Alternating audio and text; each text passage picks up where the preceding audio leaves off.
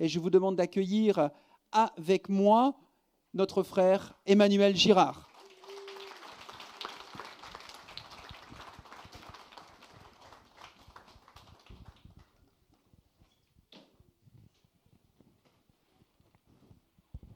Bonjour à tous. Je suis tremblé sur ma chaise, c'est pas que c'est la pression. Vous savez, je suis rugbyman et c'est l'une des manières que j'ai appris à gérer la pression, c'est en bougeant les jambes pour évacuer la pression qui se trouvait dans mes jambes. Et j'ai la même sensation à chaque fois que je prêche, comme si j'allais jouer un match de rugby.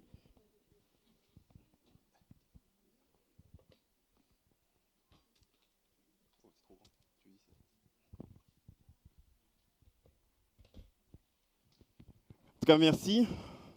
Je suis vraiment heureux de pouvoir apporter ce message ce matin. Vous êtes avec moi? Yes. Merci Seigneur.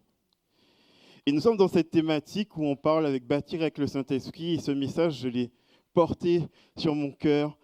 Et je me posais cette question, comment nous allons repartir dans notre été, dans notre vie quotidienne après cette série de messages. Vous savez, il y a eu Pâques, il y a eu la Pentecôte, on a célébré la puissance de Dieu, on a célébré la victoire de Dieu sur la croix, nous avons célébré la venue du Saint-Esprit, ce flot qui s'est déversé sur l'humanité dans nos cœurs, qui nous permet d'avoir accès à Dieu. Et je me posais cette question, comment nous allons partir chez nous avec toute cette série de messages? Comment vous vivez cette présence du Saint-Esprit tous les jours? Comment vous la vivez? Comment nous la vivons? Et je remercie vraiment l'Église de parler de cette thématique. C'est vrai qu'on parle du pardon des péchés. Je crois que c'est important de parler du pardon des péchés. On va parler du pardon des péchés. Mais de vivre vivre et construire cette relation avec ce Dieu d'amour qui nous a envoyé son esprit pour nous permettre d'avancer dans le chemin qu'il a tracé pour chacun d'entre nous.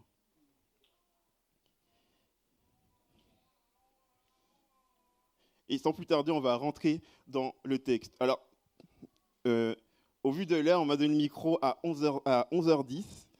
Je vous propose de lire de Matthieu chapitre 3. Je n'ai pas réussi à me décider où m'arrêter. Du coup, on va lire tout le chapitre. Est-ce que vous êtes d'accord avec ça? Alors, on va lire tout le chapitre. Du coup, je vais vous demander de vous lever. On va se lever comme révérence à la parole de Dieu. Prenez vos Bibles, on va la lire ensemble. On va comme se révérer devant cette... Matthieu, chapitre 3. En ce temps-là, parut Jean-Baptiste. Il se mit à prêcher dans le désert de Judée et il disait « Changez, car le royaume des cieux est proche. » Ces gens que le prophète Ésaïe a annoncé lorsqu'il a dit « On entend une voix de quelqu'un qui crie dans le désert, préparez le chemin pour le Seigneur, faites-lui des sentiers droits. » Jean portait des vêtements de poil de chameau maintenus autour de la taille par une ceinture de cuir. Il se nourrissait de sauterelles et de miel sauvage. On venait à lui de Jérusalem, de la Judée tout entière et toutes les contrées riveraines du Jourdain.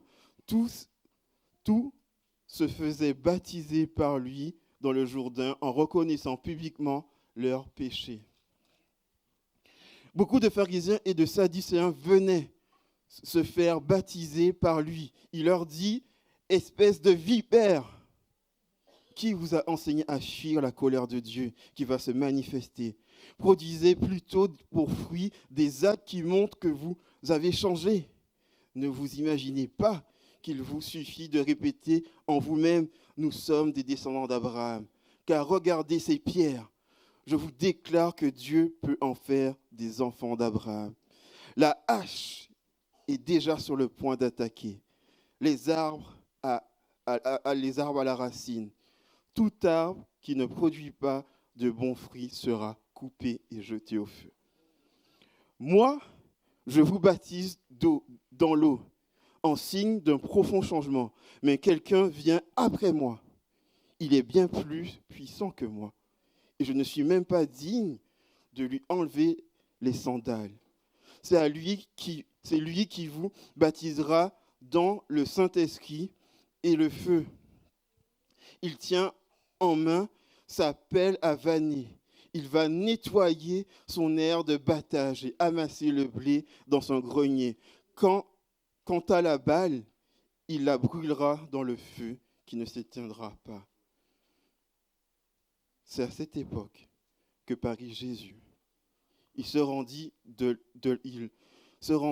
la Galilée au Jourdain, auprès de Jean, pour être baptisé par lui. Mais Jean essayait de l'en dissuader. Il lui disait, « C'est moi qui ai besoin d'être baptisé par toi, et c'est toi qui viens à moi ?» Jésus lui répondit, « Accepte pour le moment qu'il en soit ainsi, car c'est de cette manière qu'il convient d'accomplir tout ce que Dieu considère comme juste. » Là-dessus, Jésus accepta, Jean l'accepta et Jean le baptise.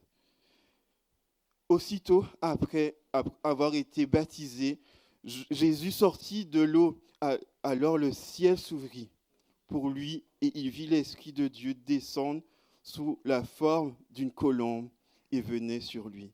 Une voix venant du ciel déclara, « C'est lui, celui-ci est mon Fils bien-aimé, c'est lui qui fait toute ma joie. » Amen. Est-ce qu'on peut vraiment, merci Seigneur pour ta parole. Tout mon message a pour arrière-plan Matthieu chapitre 3. C'est pour ça que j'avais vraiment à cœur qu'on puisse avoir en tête Matthieu chapitre 3. Et ça fait du bien de lire la Bible. Même si ça faisait 17 versets, peut-être un peu trop long. Mais j'assume. On voit dans Matthieu, on va tout de suite dans le message, on voit que dans Matthieu chapitre 3, on voit Jean-Baptiste qui baptise des gens dans le Jourdain. On voit, je me suis posé cette question. Pourquoi des pharisiens et des sadducéens viennent pour être baptisés par Jean le Baptiste? Quand on étudie un peu, quand on comprend le contexte historique de l'époque, on voit que les pharisiens, c'était des personnes. On voit que les pharisiens et les sadducéens ne venaient pas du même milieu social. Et pourtant, ils venaient tous se faire baptiser par Jean-Baptiste. Les pharisiens étaient des personnes proches du peuple. Ils insistaient sur la loi de Moïse et pour eux, tout le peuple devait être pur et pratiquer la loi. Et les sadducéens, eux, c'était l'aristocratie de savoir, la classe dirigeante de l'époque. Et leur vision était différente. Pour eux, ce qui était important, c'est qu'on prend les sacrifices prescrits pour le temple et on donne ces dons au temple. C'était deux mondes différents et qui venaient se rencontrer à un endroit, au Jourdain. Pourquoi ils venaient tous au Jourdain? Et moi, comme s'ils étaient comme attirés vers le Jourdain. Et je pense que c'est comme si c'était une voix prophétique. Ils ne pouvaient pas résister. Ils devaient aller se faire baptiser par Jean-Baptiste parce que ça préparait le chemin de Jésus. Un appel à la repentance un appel à la repentance retentissait dans tout Israël, qui ne pouvait pas nier, qui ne pouvait pas empêcher. Ni un camp, ni l'autre ne pouvait l'ignorer. Ce n'est pas un geste individuel, comprenez-moi bien. Ce n'est pas un geste individuel qu'ils faisaient, mais c'est littéralement un acte prophétique, collectif. Le peuple retournait au Jourdain comme leurs ancêtres. Ils ont traversé le Jourdain, vous vous rappelez de Josué? Mais à ce moment-là, ils refont la boucle et eux aussi veulent se repentir, veulent traverser le Jourdain afin de vivre une nouvelle terre promise. Et le titre de mon message ce matin, c'est la terre promise de l'Esprit.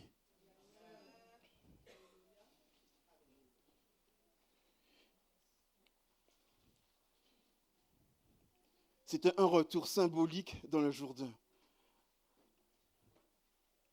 En faisant cet acte, en baptisant les Sadducéens, les pharisiens et tous ceux qui étaient autour de la Judée, c'était un reste fidèle. Vous savez qu'on lit dans Michée 12, ce reste-là, ce reste fidèle d'Israël qui voulait rejouer cette symbolique, rejouer la traversée de la promesse de Dieu pour laisser derrière eux le péché, pour entrer dans cette nouvelle ère, celle de la restauration et celle du salut manifesté par Jésus-Christ. Et leur baptême, c'était une prise de position visible, publique, une espérance prophétique que le Messie allait arriver. Mais Jean affirme quelque chose de plus grand. Moi, je vous baptise d'eau, mais quelqu'un vient après moi, il vous baptisera de Saint-Esprit et de feu. Jean annonce un autre baptême, bien supérieur à celui du baptême d'eau, celui du Saint-Esprit, que seul le Messie pouvait accomplir. Lui seul pourrait envoyer ce fleuve de vie éternelle, une immersion dans l'Esprit. Seul le Messie pouvait le faire. Et Jean baptisait d'eau, mais Jésus, lui seul, apporte réellement l'Esprit. Personne ne peut transmettre l'Esprit sauf Jésus-Christ. Ni aucun pasteur, ni aucun leader spirituel, ni aucun rite humain ne peut transmettre l'Esprit. Juste la présence et la foi en Jésus-Christ peut vous transmettre l'Esprit. Comme dit dans Jérémie 2, verset 13, il me semble, nous sommes des citernes fissurées. Nous ne pouvons pas produire la vie en nous-mêmes. Israël, comme toute l'humanité, a essayé de s'auto-sauver, de trouver en lui-même des ressources pour un renouveau, mais sans succès. Et peut-être que nous aussi ce matin, peut-être que tu es tenté de t'auto-sauver à travers l'argent. Et c'est important, les finances. Comprenez-moi bien. À travers peut-être des relations amoureuses, amicales, tu sais, de t'attacher pour trouver un renouveau dans ta vie. Peut-être même à travers une religion. Peut-être que tu as cherché à vivre la puissance de la plénitude de l'Esprit, la présence de Dieu à travers des pasteurs, à travers des leaders spirituels ou des rites, mais toujours sans succès. Parce que laisse-moi te dire quelque chose ce matin. Il y a un seul chemin, une seule source, une seule porte pour vivre cette relation avec le vrai Dieu. C'est Jésus-Christ. Alors que ces femmes et ces hommes sont en train de prendre position, les pharisiens, les sadducéens, les juifs, pour revenir et se débarrasser de leurs péchés à travers cet acte prophétique qui inaugure la venue de Jésus, j'ai une question pour toi ce matin. Où es-tu? Est-ce que tu es entré dans la terre promise? Ou est-ce que tu es encore au bord? Est-ce que tu as traversé le Jourdain? Ou encore tu regardes les autres? Où es-tu ce matin? Et encore plus. Jean-Baptiste a baptisé d'eau, mais Jésus baptise de l'Esprit. Il nous plongera dans l'Esprit, pas des gouttes, pas des gouttelettes, mais nous immergera. Jean le Baptiste a préparé, Jésus a accompli. Jean le Baptiste a baptisé d'eau, mais Jésus transforme réellement nos vies.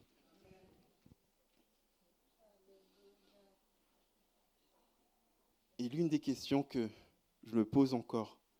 Et l'une des questions que je me suis posée quand j'ai lu ça, oui, on voit que c'est un acte prophétique, et je peux même vous le prouver que c'est un acte prophétique dans Matthieu, qu'il rejouait la scène du Jourdain pour annoncer l'inauguration de la venue du Messie. Mais alors, pourquoi Jésus, lui, se fait-il baptiser?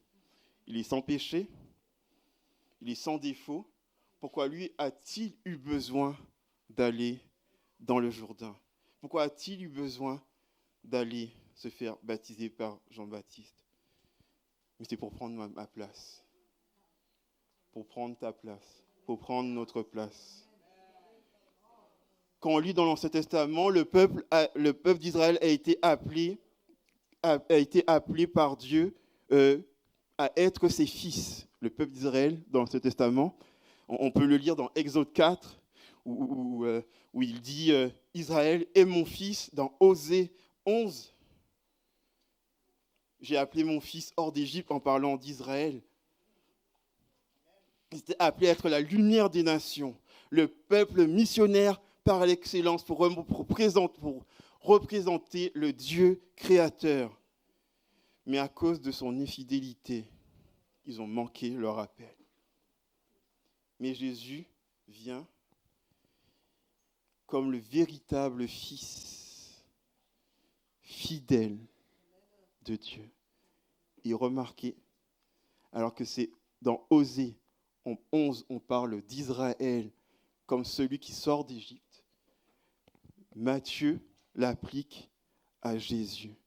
C'est Jésus qui a été appelé hors d'Égypte. Parce que Jésus est réellement le Fils fidèle, obéissant. Il va reprendre toute l'histoire d'Israël à son compte et la mener à son bien. Jésus est descendu lui-même au Jourdain, non pas pour se repentir, mais pour s'identifier à Israël, pour s'identifier à mon humanité pécheresse, pour prendre ma place. Et on voit quand Jésus se fait baptiser, qui vient porter qui se fait baptiser, Jésus comme ouvre un fleuve. Il porte mon péché et il ouvre le fleuve de l'Esprit. Et seul par ce fleuve de l'Esprit, il peut briser le mur du péché et de la mort, qui nous empêche d'atteindre cette plénitude de vie. Ce message est un appel à entrer pleinement dans la promesse du baptême dans le Saint-Esprit. Comme Israël au Jourdain, comme Jésus dans le fleuve, nous sommes tous invités à passer de la mort à la vie, de l'attente à l'accomplissement, de la repentance à la plénitude. Laissez Jésus immerger vos vies par son esprit.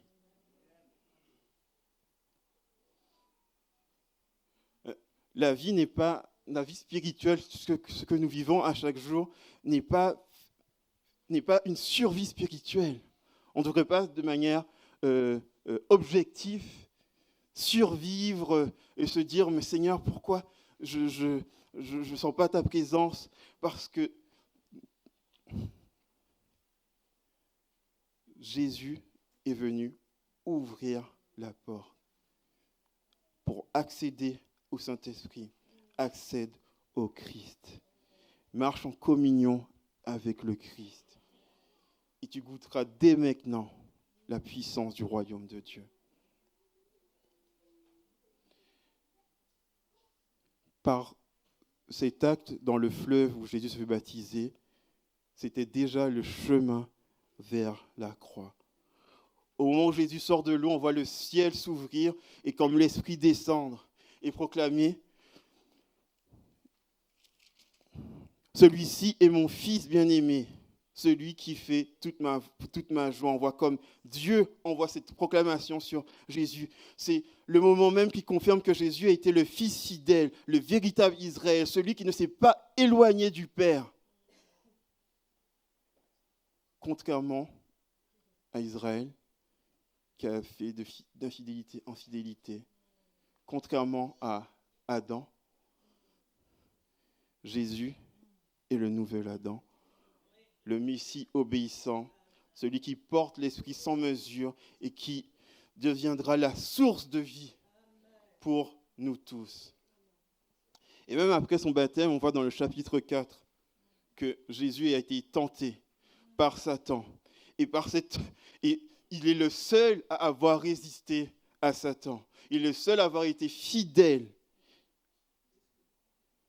Et il sort victorieux de ce temps. Il est l'agneau sans défaut, sans péché, victorieux sur le péché, victorieux sur Satan, pour préparer ce sacrifice. Il ira jusqu'à la croix. Et là, il se laissera submerger par le baptême de sa mort. Luc 12, verset 50 nous dit, il y a un baptême c'est Jésus qui parle. Il dit qu'il y a un baptême dont je dois être baptisé. Et quelle angoisse pour moi jusqu'à ce qu'il soit accompli. Jésus a pris notre jugement. Il a pris notre place. Il a porté notre condamnation. Et il est ressorti vainqueur, ressuscité dans la plénitude du Saint-Esprit.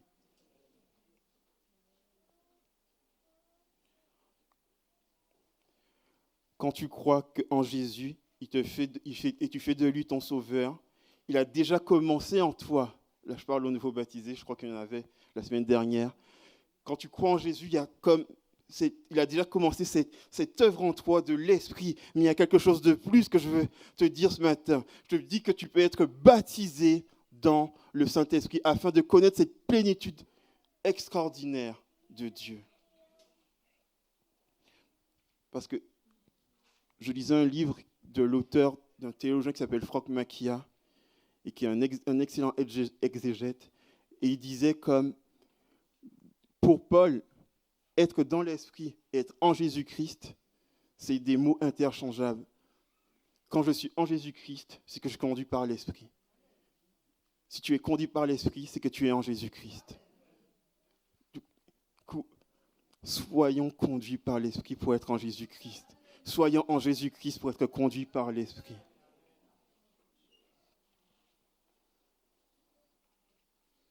Mais ce baptême n'est pas juste un point de départ. C'est le commencement d'une soif continue. Paul dit littéralement que nous devons nous abreuver de l'Esprit Saint. Avez-vous soif de plus? Avez-vous soif de plus? Il y a la vie de Dieu même qui vit en nous. Je te propose cette question. Est-ce que je suis entré dans la terre promise ou suis-je encore au bord du Jourdain?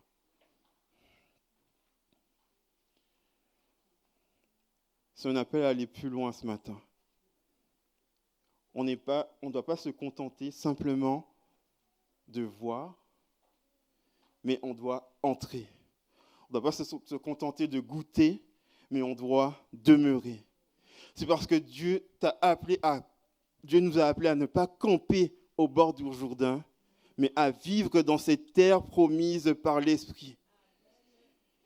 Et c'est là que Dieu veut nous emmener, non seulement pour traverser simplement le Jourdain, mais pour habiter dans cette terre promise, dans cette plénitude de l'Esprit, de demeurer dans cette communion et de boire chaque jour sa présence. Si vous avez l'histoire d'Israël en tête, Israël est passé par plusieurs saisons. Et j'en veux en prendre 3 ce matin pour illustrer. Il y a eu le temps de en Égypte, où ils étaient esclaves. Ils avaient comme une absence de liberté. Ensuite, ils sont passés par le désert, où ils étaient en train de survivre, ils étaient dépendants de Dieu. Mais ils avaient encore peur.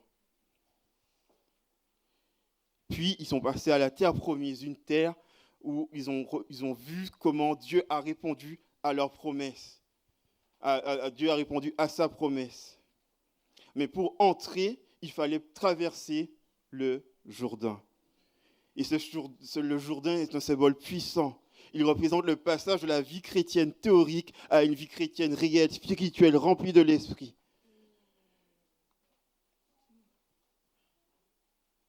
Le baptême d'eau, on peut peut-être prendre cette image, peut-être imparfaite, mais c'est comme passer le Jourdain.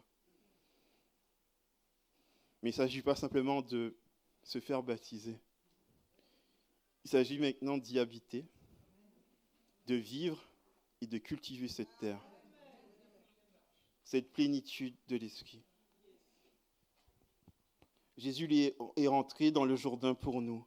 Lui, le Fils fidèle, sans péché.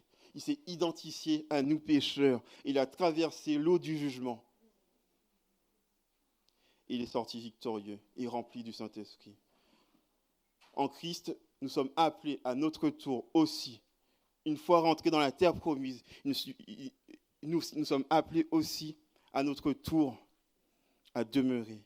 Une fois entrés dans la terre promise, il ne suffit pas de planter notre tente et dire que je suis sauvé. Ce n'est pas juste de dire que je suis sauvé. Ce n'est pas juste de dire que je vais à l'église tous les dimanches.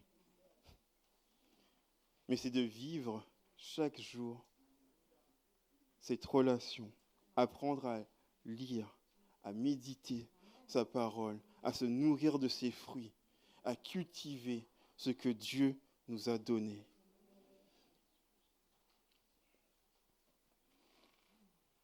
Et la terre promise dans le Nouveau Testament, c'est cette relation en continu avec le Saint-Esprit.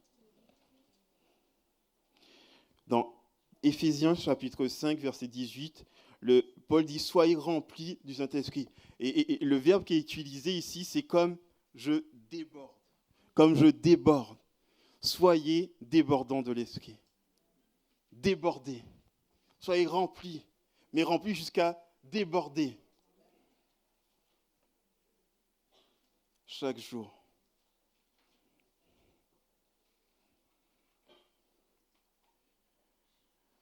Dans le désert, le peuple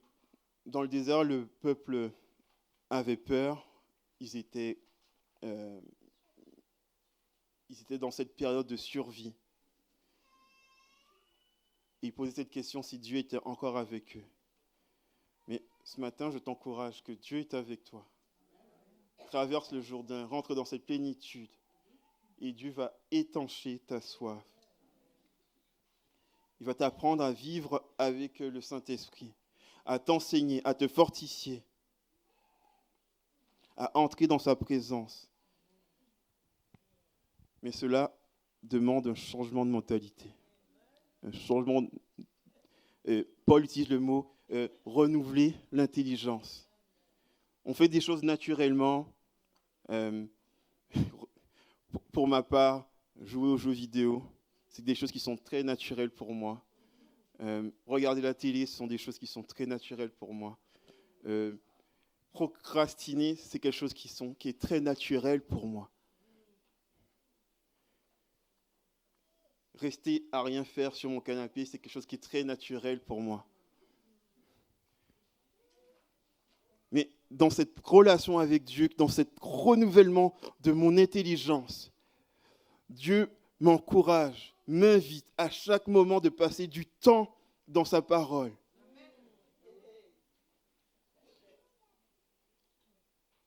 Il m'encourage à arrêter les jeux vidéo, passer plus de temps avec ma famille.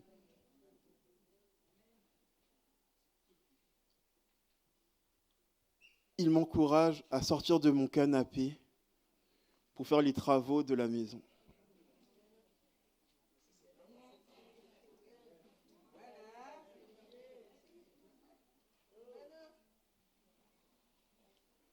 ce changement de mentalité, cette question de mettre Dieu en premier dans cette relation avec toi. Le matin, quand tu te lèves, qu'est-ce que tu fais? Je me suis réveillé un matin et la chose que je fais le premier, c'est utiliser mon téléphone et on utilise le mot swiper, ça veut dire scroller. Comment on explique ça pour ceux qui... Je fais défiler mon téléphone. C'est la première chose que je fais le matin.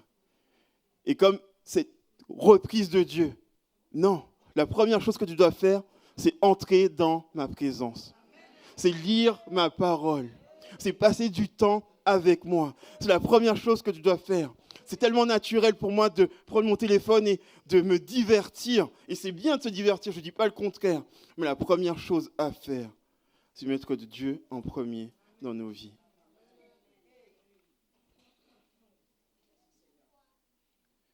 Alors, je n'ai rien contre les applications qui vous envoient des versets, chaque jour. Je veux juste qu'on puisse mettre... je n'ai rien contre ces applications-là. Mais voici ce que je vous propose. C'est qu'au-delà de lire juste un verset ou deux, celui que vous recevez sur votre application, je vais vous encourager à méditer. Méditer jusqu'au point et à aimer méditer. Demander au Seigneur, Seigneur, comment méditer, comment je peux aimer méditer la parole de Dieu. Jusqu'au point où vous regardez l'heure, vous vous réveillez peut-être à 6 heures, vous regardez l'heure, il est déjà 8 heures, vous êtes en retard pour le travail. Ne soyez pas en retard pour le travail. Mais aimez sa parole. Si vous voulez être rempli de l'esprit, aimez sa parole. Pas 2-3 versets tous les jours. C'est bien 2-3 versets tous les jours. Plus.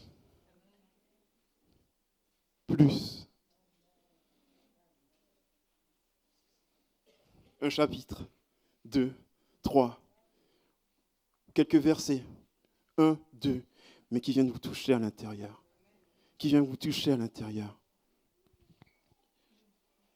Ok, je vais sortir du cadre de mon message. Il est quelle heure? Je suis étudiant en théologie. Tous les jours, on lit la Bible. Tous les jours. J'ai pu la lire tous les jours, essayer de la comprendre, etc., etc. Mais à un moment donné, je lisais la Bible tous les jours, mais je n'étais pas rempli. Parce que je ne passais pas mon temps à la méditer. À qu'elle puisse me remplir. Oui, je la connais, peut-être par cœur, peut-être les structures par cœur.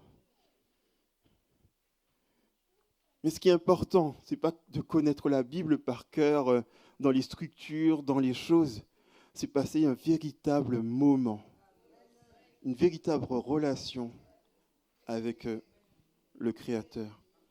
Il parle par sa parole. Il parle par la prière. Passer du temps dans la prière pour être rempli de l'Esprit. Poser des questions au Saint-Esprit. Et rester dans le silence parfois.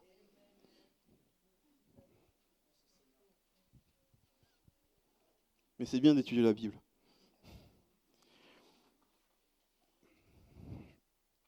Et oui, c'est vrai que dans la terre... Je reprends mon message. Et oui, c'est vrai que dans la terre promise, dans l'Esprit, tout n'est pas facile. C'est vrai.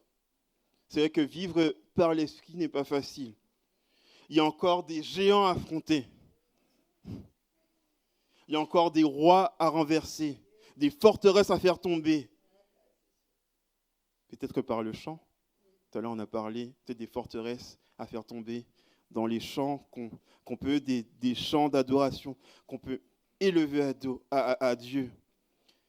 Oui, c'est un pays où nous devons encore apprendre à conquérir, apprendre à connaître. Mais la victoire est déjà remportée. Dieu nous a déjà donné les armes suffisantes. La prière, la foi, la parole, la persévérance. La victoire est déjà acquise dans le nom de Jésus. Le combat est réel, mais la défaite est impossible. Quand on marche dans l'esprit, alors avance. Prends possession de la terre promise. C'est ton héritage. L'Esprit, Dieu, Jésus est mort, il est ressuscité, il est monté au ciel. L'Esprit est descendu pour marcher avec nous. Marche dans ton héritage. Parce que Jésus, Dieu l'a payé de sa vie. Dieu a envoyé son Fils bien-aimé, celui en qui il a mis toute son affection pour que nous ayons accès à l'Esprit de Dieu.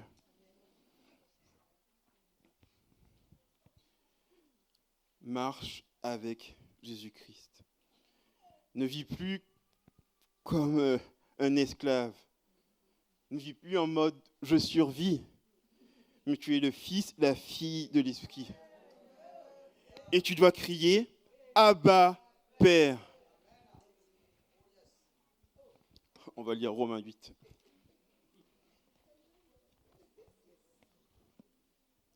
Romains 8, verset 15, qui nous dit « En effet, vous n'avez pas reçu un esprit qui fait de vous des esclaves et vous mène à la crainte. Non, vous avez reçu l'esprit de conséquence de votre adoration par Dieu comme ses fils et ses filles. Car c'est par cet esprit que nous crions Abba, c'est-à-dire Père. Vous avez reçu un esprit, un héritage. Pas un esprit d'esclavage, mais celui qui vous donne la victoire. Et vous pouvez crier Abba, Père. Et sur vos défis, sur vos difficultés, sur vos géants, crions Abba, Père. Car l'Esprit de Dieu est avec vous et il est vainqueur. Vous êtes plus que vainqueur en Jésus-Christ. Parlez-lui. La personne divine du Saint-Esprit. Laisse-le t'interpeller, t'encourager, te corriger.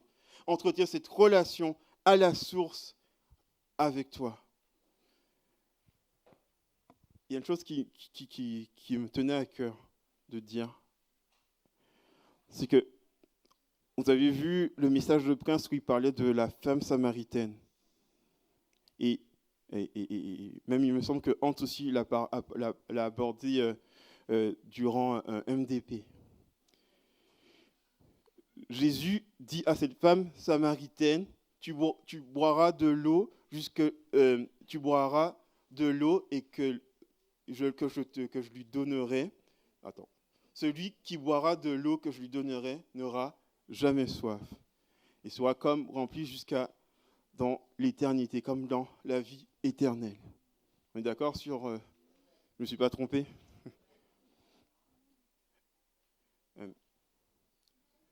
Notre vie sur Terre, il est normal que nous ayons soif encore un peu. Parce que là où on débordera de l'esprit pour ne plus avoir soif, c'est dans les temps où nous serons avec Dieu. C'est à ce moment-là que nous aurons cette plénitude totale. Nous vivons encore sur terre, nous avons besoin d'aller tous les jours à la source de Dieu. Et quand nous serons avec lui, nous aurons cette plénitude totale. Plus jamais soif, plus jamais exactement faim, plus rien ne pourra nous détacher. Mais aujourd'hui encore, va à la source. Oui, peut-être que tu auras un peu soif demain. Va à la source. Mais à un moment donné, à la fin des temps, quand Jésus reviendra, vous atteindrez cette plénitude où vous serez rassasiés. Du coup, je vous encourage. Oui, nous gémissons. Oui, parfois c'est difficile de marcher avec Dieu dans ce monde. Mais à un moment donné, persévérez. Persévérez. marchez, courez, continuez de courir cette course. N'abandonnez pas. Parce qu'à un moment donné, quand Jésus reviendra, et il revient bientôt, vous atteindrez cette plénitude extraordinaire de l'Esprit. Aujourd'hui, nous avons des avant-goûts. La louange ce matin, la présence de l'Esprit dans nos vies, les miracles que nous voyons chaque jour, nous avons comme des avant-goûts. Ce sont juste des avant-goûts. Mais cette chose-là va être totale. Totale. Plus de maladie. Plus de mort. Que des relations, frères et sœurs, stables, posées. Parce que nous serons totalement remplis et rassasiés par l'Esprit de Dieu.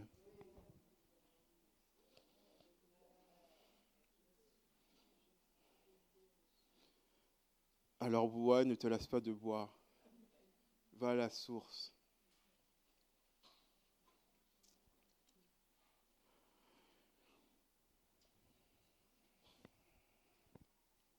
L'équipe louange peut venir.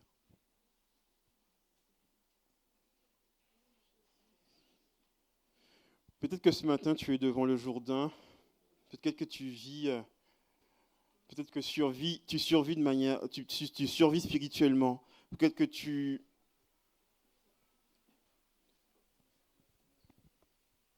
as des difficultés. Peut-être que tu as besoin, tu as soif encore ce matin. Peut-être que quand tu rentres chez toi, tu te sens comme seul.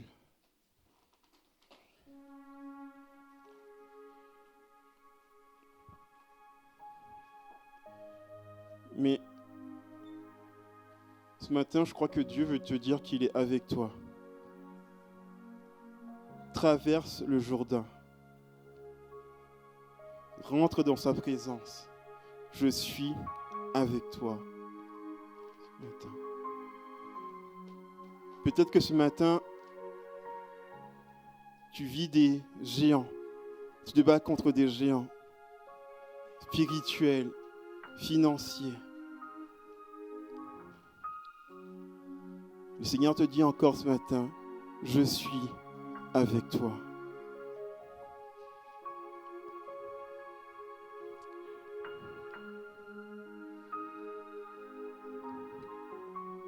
Peut-être que tu as vécu une déception amoureuse, amicale, fraternelle, qui te met dans un mal-être total.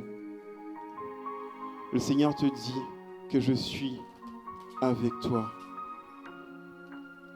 Peut-être que ce matin, tes enfants, tu n'as pas beaucoup de nouvelles de tes enfants, ou le peu que tu as de nouvelles de tes enfants, c'est quelque chose qui te déçoit. Le Seigneur te dit ce matin, je suis avec toi.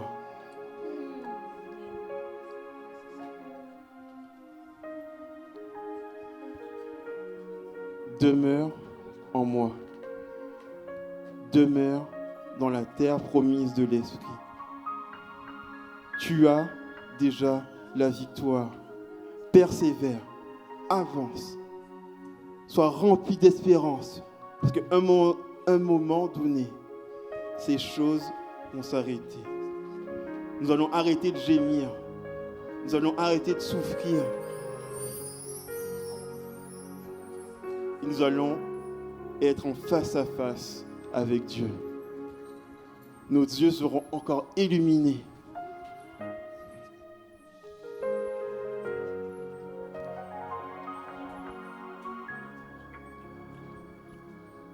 Soyons remplis de l'Esprit à chaque jour.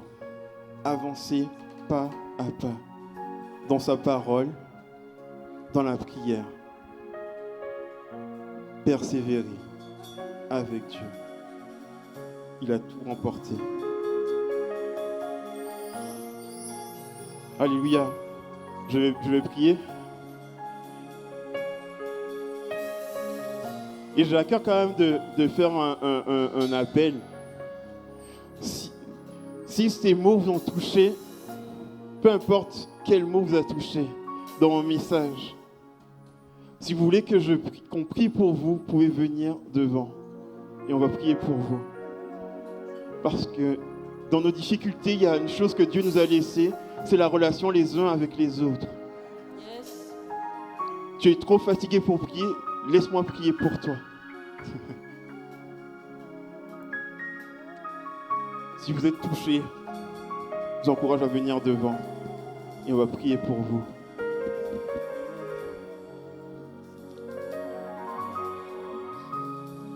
Seigneur, tu es le Dieu de gloire, le Dieu extraordinaire, Seigneur. Je te prie, Seigneur Jésus, pour le peuple de Dieu. Seigneur, je te prie d'encourager ceux qui sont découragés. Merci de venir les aider, Seigneur Jésus, dans leurs difficultés, Seigneur.